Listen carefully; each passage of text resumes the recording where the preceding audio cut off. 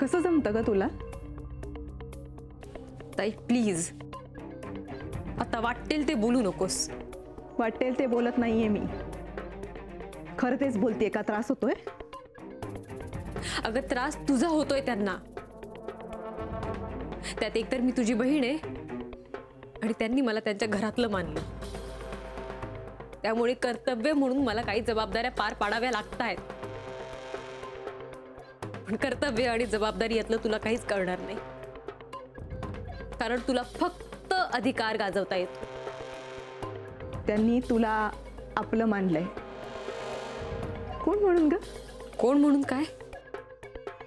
तुझी बहीण म्हणून. पण माझा तर आता त्या घराशी काही संबंध उरलेला नाहीये. काही वेळा ना आपण कुणाचे काय लागतो यामुळे त्यांच्याशी चांगलं वागायचं नसतं. त्या नात्या पलीकडेही बरंच काही असतं, पण ते तुला कळणार नाही. त्या नात्या पलीकडचं जे काही आहे ना, त्याच्यावर आक्षेप आहे माझा. मग हा तुझा आक्षेप तुझ्याकडेच ठेव, कारण मी आक्षेप घेण्यासारखं काहीही वागलेली नाहीये. पण तू मात्र कायम तसंच वागत आलीयस. कमाल वाटतंय ग मला. म्हणजे आजपर्यंत तू फक्त विक्रांतची बाजू घ्यायचीस, पण आता तर काय, दळवी कुटुंबाची वकील झालीयस. हवं तर तसं म्हण, कारण विक्रांत आणि दळवी ह्या अत्यंत चांगल्या माणसांना तुझ्यामुळे त्रास झालाय. आणि जेवढं मी तुला ओळखते, एवढं झाल्यानंतर सुद्धा तू शांत बसणाऱ्यातली नाहीयेस. सांग मला, आता काय अजेंडा आहे तुझा पुढे सगळ्यांना त्रास देण्याचा? मानसी, जास्त बोलतीस तू. त्यापेक्षा लग्न कर आणि चुपचाप आपल्या सासरी निघून जा. मला कळतंय तू माझ्या लग्नासाठी धडपड का करतेस. तुला मी इथे नकोय ना? हो, मला तू अजिबात नकोयस इकडे. का माहितीये? कारण आजपर्यंत तू माझी बाजू कधी घेतली नाहीस ना, समजून घ्यायचा प्रयत्न केलास. पण दळवी आणि विक्रांतची बाजू मात्र मस्त मांडतेस ग. आणि यापुढेही मांडत राहील. किती दिवस? 1 महिना, 2 महिने? मला माझा अजेंडा विचारत होतीस ना, आता मी तुला विचारते, तुझा अजेंडा नेमका काय आहे? माझा तर काय, आता त्या घराशी काहीच संबंध उरलेला नाहीये. पण तू जाणार आहेस ना बँगलोरला, आपल्या सासरी? मग म्हणून सांगते मानसी, आधी स्वतःचा अजेंडा काय आहे ना ते नीट ठरव. कारण सलीलच्या आयुष्यात फक्त एकच अजेंडा आहे, आणि तो म्हणजे मानसीशी लग्न करणं. कळलं?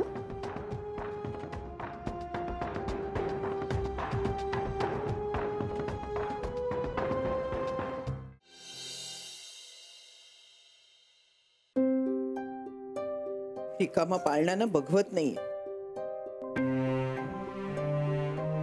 नातवंडाबद्दलची जी काही स्वप्न बघितली होती ती सगळी एका दिवसात संपली बघ. अगं, असं वाटलं होतं की ईशा या घरात आल्यावर तिच्याशी खेळण्यात बोलण्यात कसे दिवस निघून जातील काही समजणार नाही.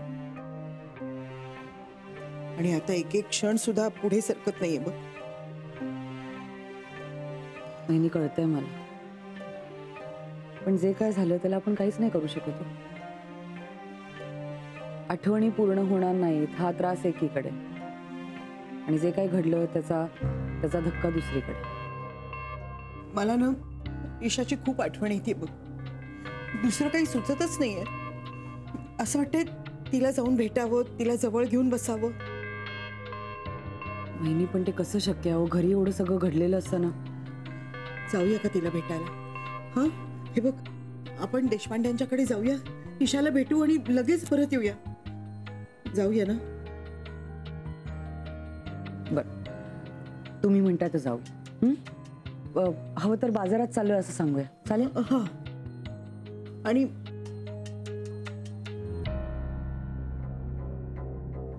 दोन वाट्या पुरतील तांदूळ? हो.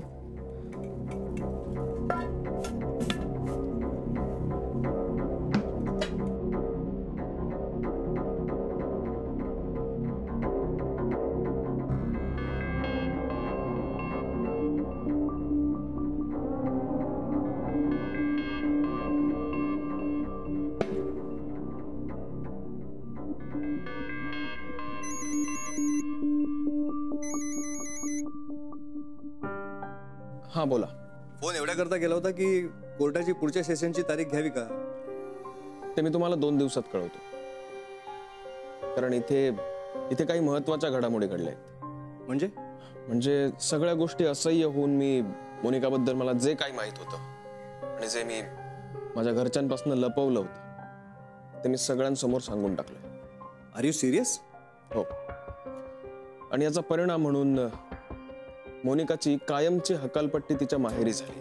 खूप मोठी घडामोड आहे ही विक्रांत. आता काही झालं तरी निर्णय बदलायचा नाही, मागे यायचं नाही.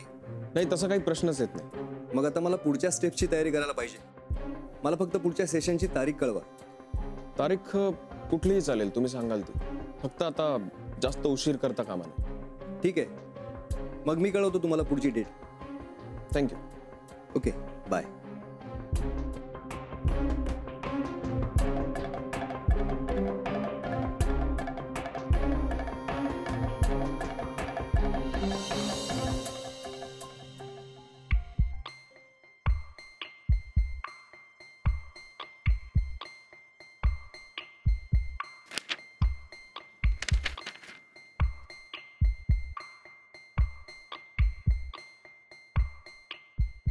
ईशाला ग्राईप वॉटर पाजून झालं.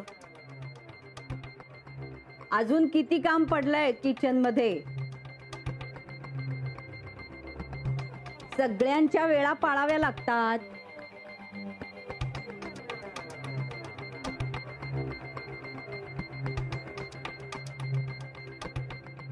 काय चाललंय तुझं?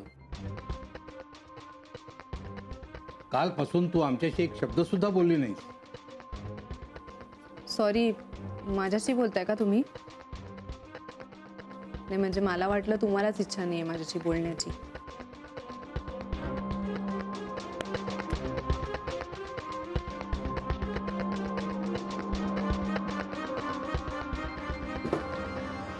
हे काय निघालीस?